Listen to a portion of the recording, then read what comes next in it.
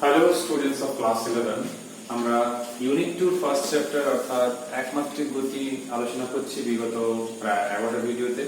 তো এবারে যে টপিকটা আলোচনা করব আমরা এই ভিডিওতে সেটা হচ্ছে গ্রাফ কিংবা লেখচিত্রের সাহায্যে অর্থাৎ গ্রাফিক্যালি আমাদেরকে গতির সমীকরণ প্রমাণ করতে হবে।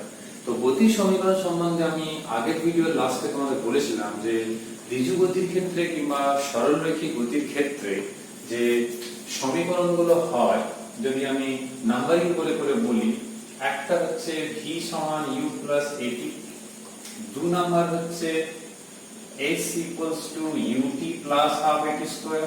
কোনোটাই নতুন নয় কারণ নবম শ্রেণীতে তোমরা প্রমাণ করেছো। তারপর হচ্ছে v স্কয়ার সমান u স্কয়ার প্লাস 2s। এই তিনটে তোমরা 9 এ প্রমাণ করেছিলে গ্রাফের সাহায্যে, সেটা আমরা আবার পুনরায় করব। অ্যানুয়াল এক্সামিনেশনে 11 এ কিংবা যে বিদ্যালয়গুলোতে হ্যাপি এক্সামিনেশন হয় বেশিরভাগ ক্ষেত্রেই, তো সেই ক্ষেত্রে এই শেষের দুটো প্রমাণ অ্যানুয়াল এক্সামিনেশনে কিংবা পরীক্ষার দৃষ্টিকোণে বলতে গেলে 3 মার্কসে কিংবা 2 মার্কসে কিন্তু এটা বেশি ইম্পর্টেন্ট, এই 2 নাম্বার এবং 3 নাম্বার। 4 নাম্বার হচ্ছে n তম সেকেন্ডে যে সরণ তার যে রাশিমালা সেটা হচ্ছে এই যে রাশিমালাটা রয়েছে, তোমরা দেখতেও পাবে তোমাদের বইতেও রয়েছে n তম সেকেন্ডের জন্য। তো n তম সেকেন্ড বলেছি, তাহলে এখানে d এর জায়গায় n লিখতে হবে। তাহলে এই যে চারটি সমীকরণ, এই চারটি সমীকরণই গুরুত্বপূর্ণ। তার মধ্যে প্রথমটা পরীক্ষাতে যতটা গুরুত্বপূর্ণ নয়, অঙ্ক করার সময় কাজে লাগে, কিন্তু আমি প্রমাণ আকারে বলছি। তো প্রমাণ কিন্তু তিন ভাবে করা যায়। একটা হচ্ছে বীজগাণিতিক ভাবে, যেটা নবম শ্রেণীতে তোমরা করেছো, সেটা এখন না করলেও হবে, সেটা 11 এ সেরকম আসে না। দ্বিতীয় হচ্ছে লেখচিত্রের সাহায্যে, যেটা তোমরা নবম শ্রেণীতে পড়েছো, সেটা আবার করতে হবে আর ইম্পর্ট্যান্টও। তৃতীয় হচ্ছে কলম বিদ্যার সাহায্যে, যেটা আমরা নেক্সট ভিডিওতে আমরা কলম বিদ্যার সাহায্যে এই প্রথম তিনটাকে প্রমাণ করব। তো এই তিনটে প্রমাণ কিন্তু খুবই গুরুত্বপূর্ণ। তো লেখচিত্রের সাহায্যে সবচেয়ে বেশি গুরুত্বপূর্ণ। তো আমরা এই চারটে প্রমাণই এই ভিডিওতেই আলোচনা আমাদের করতে হবে, যেহেতু চারটেই গতি সংক্রান্ত, ওই জন্য আমরা এটা অন্য ভিডিওতে নিয়ে যাচ্ছি না, এই ভিডিওতেই আলোচনা করব যতটা তাড়াতাড়ি সম্ভব। আর তোমরা 9 এ পড়েছো প্রথম তিনটে, ওই জন্য একটু তাড়াতাড়ি আলোচনা করলেও হবে, তোমরা পারবে। সবচেয়ে প্রথম প্রাথমিক গতিবেগ রয়েছে, তোমরা দেখতে পাচ্ছ সবকটাতে। তার মানে বেগ এবং সময় যে লেখচিত্র আমি অঙ্কন করব, বেগ আর এদিকে সময়, যেটা আমরা t বলি, আর এই ক্ষেত্রে আমি এটাকে v বলতে পারি। বেগ সময় লেখচিত্র অঙ্কন করব, যেহেতু এর মান ফিক্স, অর্থাৎ সমতলে গতিশীল কোনো গতিশীল কণার ক্ষেত্রে কিন্তু প্রাথমিক বেগ ছিল। তার মানে t যখন শূন্য তখন v সমান কিন্তু u, অর্থাৎ এইরকম কিছু।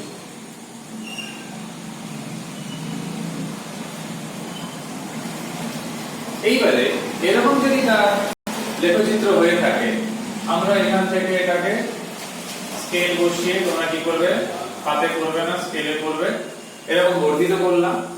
তো বর্ধিত করার পর এর নাম দিলাম c আর এর নাম দিলাম d। জেনে শুনে এটাকে বদ্ধ করলাম, কারণ এই বদ্ধ যে ক্ষেত্রফলটা হবে, সেই বদ্ধ ক্ষেত্রফলটাই কিন্তু সরণ যে s রয়েছে, s এর মান কিন্তু দেবে। এই যে লেখচিত্রটা তোমরা দেখছো, এখানে যে ab সরলরেখা রয়েছে তার নতি অর্থাৎ tan থিটা, সেই থিটাটা এখানে অঙ্কন করে রাখলাম। এবার যা যা তোমরা দেখতে পাচ্ছ এই ক্ষেত্রে, এখানে যদি তোমরা একটু ঠান্ডা মাথায় ভাবো, তাহলে বুঝতে পারবে যে এবি সরলরেখার নতি বা প্রবণতা যদি আমি বের করতে চাই,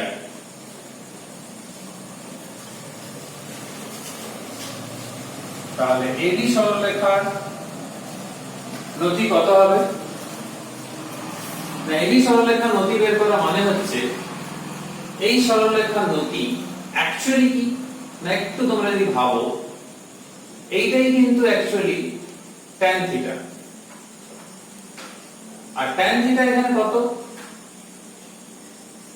BD বাই AD। যদি আমি বলি বেগ সময় লেখচিত্রের নতি থেকে কি পাওয়া যায়, তাহলে আমরা বলবো কি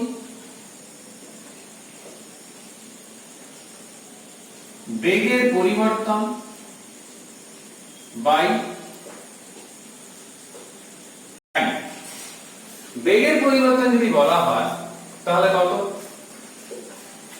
bc হচ্ছে অন্তিম গতিবেগ, ao এটা হচ্ছে u, এটা হচ্ছে v, আর এটা হচ্ছে t।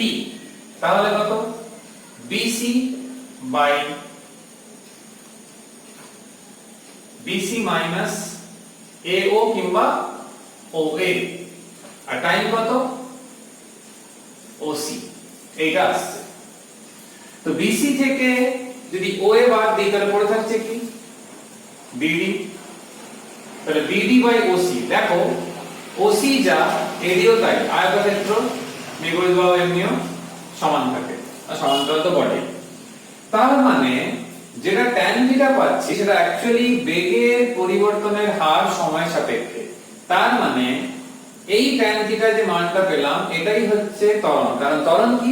বেগের পরিবর্তনের হার, অর্থাৎ বেগের পরিবর্তন বাই সময়। তার মানে এইটাই হচ্ছে tan থিটা আর এইটাই হচ্ছে a।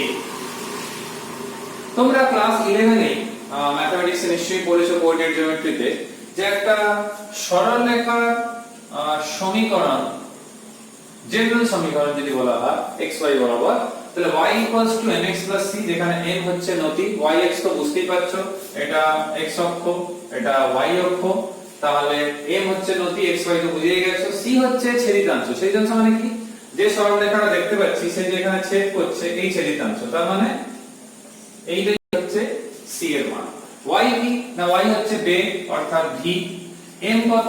না আমরা দেখলাম a, x কত? না t, c কত? না u। তার মানে সাজিয়ে লিখলে এটা। তাহলে দেখো প্রথম যে সমীকরণ রয়েছে সেই প্রথম সমীকরণটা কিন্তু আমরা সহজেই প্রতিষ্ঠা করে নিতে পারলাম। এবারে চলে আসা যাক আমাদের এই দ্বিতীয়টা। দ্বিতীয় প্রমাণ করার সময় দেখো s রয়েছে যেহেতু বাম দিকে, তার মানে স্বাভাবিকভাবে s বের করা মানে এই বদ্ধ যে তলটা রয়েছে, অর্থাৎ এই যে বদ্ধ অঞ্চল বলতে হবে, এই বদ্ধ অঞ্চলের ক্ষেত্রফল। তাহলে বদ্ধ অঞ্চলের ক্ষেত্রফল মানে হচ্ছে এখানে একটা ট্রাপিজিয়ামের মতো দেখতে জ্যামিতিক চিত্র রয়েছে, অর্থাৎ OA BC, এই যে ট্রাপিজিয়ামটা রয়েছে এই ট্রাপিজিয়ামের ক্ষেত্রফলটা আমাদেরকে বের করে নিতে হবে।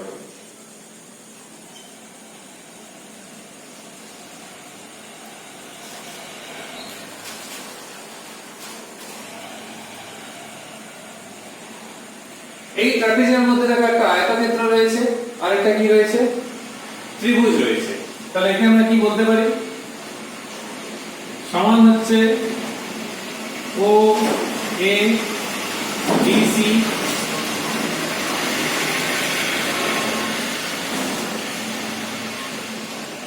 আয়তক্ষেত্রের ক্ষেত্রফল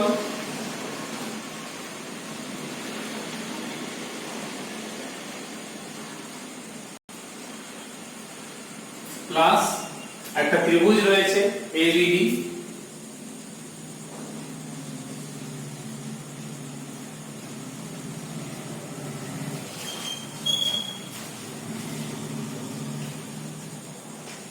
ক্ষেত্রফল। তোমরা চাইলে সরাসরি ট্রাপিজিয়ামের ক্ষেত্রফলের সূত্র বসাতে কিন্তু পারো। তো যদি আমি ভেঙে করি, যেহেতু তোমরা ক্লাস 9 এ এইভাবেই করেছিলে, তাহলে ক্যালকুলেশনটা অনেক সহজ হয়ে যাবে। তাহলে আয়তক্ষেত্রের ক্ষেত্রফল প্রস্থ ইনটু দৈর্ঘ্য কিংবা দৈর্ঘ্য ইনটু প্রস্থ। প্রস্থ হচ্ছে OA, দৈর্ঘ্য হচ্ছে OC। ত্রিভুজের কি হয়? হাফ ভূমি ইনটু উচ্চতা। তো ত্রিভুজের ভূমি কত? AD, উচ্চতা কত? BD। যদি একটু তাকাও, OA সমান কত? U, OC সমান কত? T, দেখতে পাচ্ছ T। হাফ AD, AD যত ভেবে দেখো, AD যা OC ও তাই, তার OC কত? T, তার AD হচ্ছে T, তার মানে T ইনটু BD। BD এর মান কত? না BD এর মান হচ্ছে, একটু যদি আমরা ভেবে দেখি এই ক্ষেত্রে, আচ্ছা তার আগে একটা কাজ করে নেওয়া যাক, যেহেতু আমাদের p স্কয়ার প্রমাণটা করতে হবে, একটু সাজিয়ে নিই। BD বাই AD করে দিই। যেহেতু AD নিচে ছিল না লিখেছি, তার উপর একটা AD গুণ হবে, অর্থাৎ বলতে চাইছি ওপর নিচে একটা এডি গুণ করলাম, তাহলে কত আসবে ut হাফ a এডি সমান কত না এডি সমান হচ্ছে ওসি, ওসি সমান হচ্ছে টি, তাহলে টি স্কয়ার। তাহলে কত সহজে প্রমাণ হচ্ছে। তোমাদের যে কোনো একটা আসতে পারে, তখন তোমরা ডায়াগ্রাম ড্র করবে, নতি বের করবে, তার আগে লিখবে একটা বস্তু বানা, একটি গতিশীল বস্তু, প্রাথমিক গতিবেগ u সমতলনে, সে তোমাদের হচ্ছে a, t সময় দেখা গেল v গতিবেগ লাভ করলো, তারপরে ক্যালকুলেশন গুলো করে করে যেতে হবে। 3 মার্কস কিন্তু থাকে অনেক সময়। এটা গেল আমাদের সেকেন্ড প্রুফ, অর্থাৎ এইটা। আমরা একটু থার্ড প্রুফের দিকে যাব। সেই থার্ড প্রুফে কি রয়েছে, v স্কয়ার সমান u স্কয়ার প্লাস 2s। অনেকগুলো অঙ্কতে এটা খুবই কাজে লাগে। এই প্রমাণটা করার জন্য তোমাদেরকে আলাদা করে as বের করে নিতে হবে, আলাদা করে as। তো as যে বের করব আলাদা করে, তার জন্য কি করব না a s বের করা, মানে a সমান কত না এর মান আমাদের বের করা আছে, দেখো dd বাই oc। আর s মানে কি না s মানে হচ্ছে টোটাল যে ট্রাপিজিয়াম রয়েছে, অর্থাৎ o a b c, এই যে ট্রাপিজিয়ামটা তার ক্ষেত্রফল।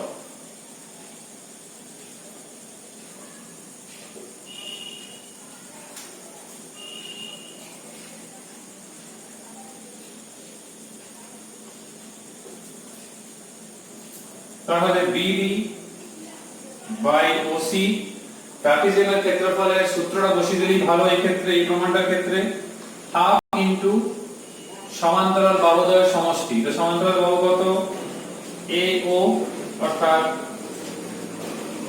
OA একই ব্যাপার, প্লাস CB সমান্তরাল বাহুদ্বয়ের সমষ্টি, এবং গুণ করতে হবে, যেটা তোমরা 9 থেকে পড়ে আসছো, এইটাও পড়েছো, সেটা হচ্ছে কি সেই বাহুদ্বয়ের মধ্যে লম্ব দূরত্ব। সেই লম্ব দূরত্বটা কত AD। এবারে AD যা সেটাই হচ্ছে OC।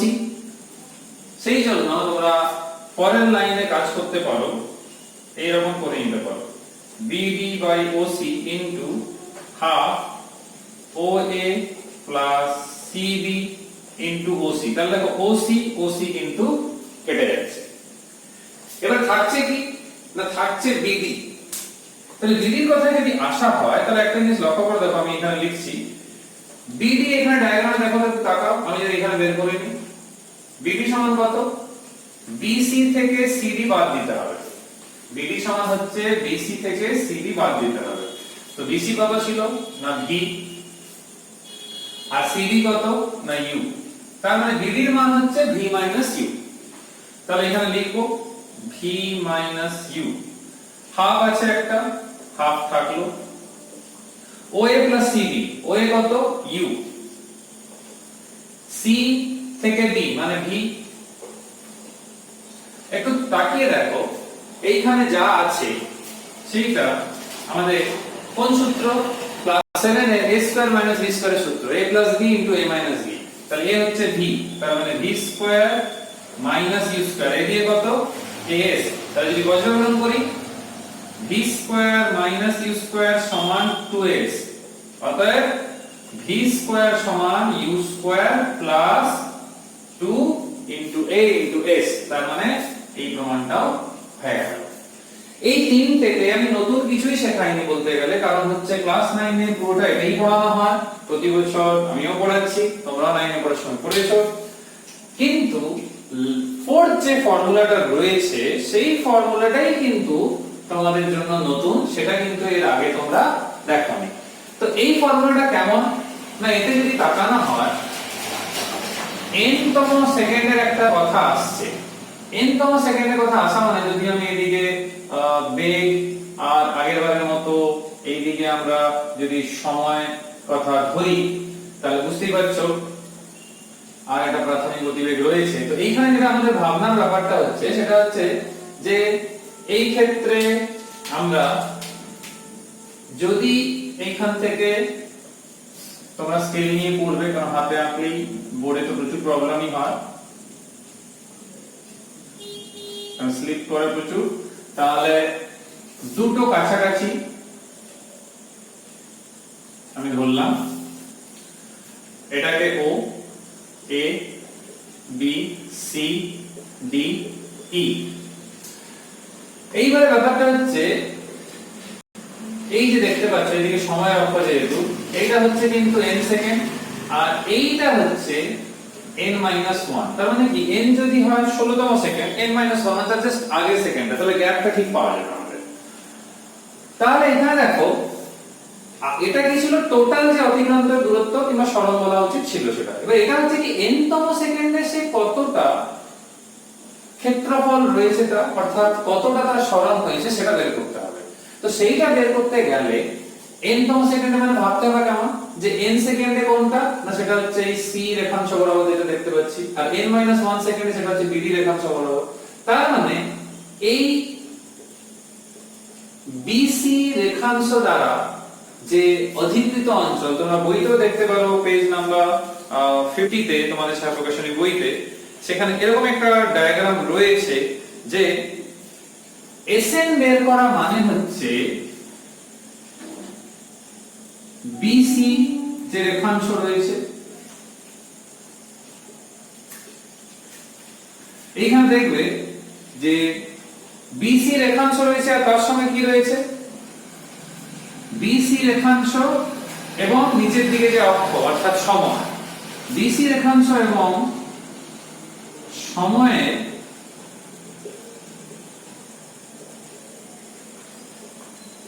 অক্ষে যে মধ্যবর্তী যে অঞ্চলটা থাকছে তার ক্ষেত্রফল।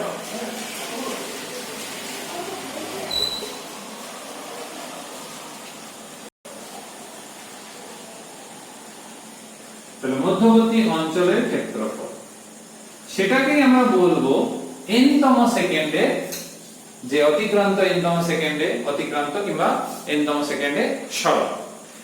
এই যে পার্টটা আমরা বের করছি n-তম সেকেন্ডের সরণ, তো BC রেখাংশ দ্বারা যেটা আমি ডট ডট করে এই যে লাইনটাকে আমি দাগ দিয়ে রেখেছি, এইটা হচ্ছে সেই অঞ্চল, এই ক্ষেত্রফলটা বের করতে হবে। তার মানে ইনডাইরেক্টলি এটাই বলা হচ্ছে যে এই যে ট্রাপিজিয়ামটা রয়েছে অর্থাৎ BCED, এই ট্রাপিজিয়ামের ক্ষেত্রফলটা চাওয়া হচ্ছে। তার মানে এই ট্রাপিজিয়ামের ক্ষেত্রফলটা যদি আমরা বের করি, সেইটা নিশ্চিতভাবে বোর্ডে লেখা থাকা এই চতুর্থ সমীকরণের সঙ্গে মেলা উচিত। তো সেটা আমরা একটু চেক করা যাক। ট্রাপিজিয়ামের ক্ষেত্রফলের যে নিয়ম, হাফ ইনটু যে সমান্তরাল বাহু অর্থাৎ DB প্লাস EC তার যোগফল ইনটু লম্ব দূরত্ব অর্থাৎ ইনটু DE। প্রথমত DE যদি বের করতে হয়, DE টা বের করা সবচেয়ে সহজ হবে, কারণ হচ্ছে এটা সময় অক্ষ বরাবর রয়েছে। তার মানে ডেফিনেটলি D মানে হচ্ছে কি না, E পয়েন্টে যে টাইমটা ছিল অর্থাৎ n, আর D পয়েন্টে যেটা থাকছে সেটা হচ্ছে কত, n-1। তাহলে দেখো এখান থেকে কিন্তু যেটা পাওয়া যাচ্ছে, n তো এমনিও বিয়োগ হয়ে যাচ্ছে, কেটে যাচ্ছে, থাকছে 1 সেকেন্ড। থাকলো এবারে DB আর EC। তো DB টা অ্যাকচুয়ালি কি না, DB টা হচ্ছে n সেকেন্ডে, যদি s ধরি সেকেন্ড, তো n সেকেন্ডে কণার বেগ, আর EC হচ্ছে n-1 সেকেন্ডে কণার বেগ। এইটা হচ্ছে ব্যাপার, তোমরা বইতেও দেখবে এই কথাটাই বলা হয়েছে।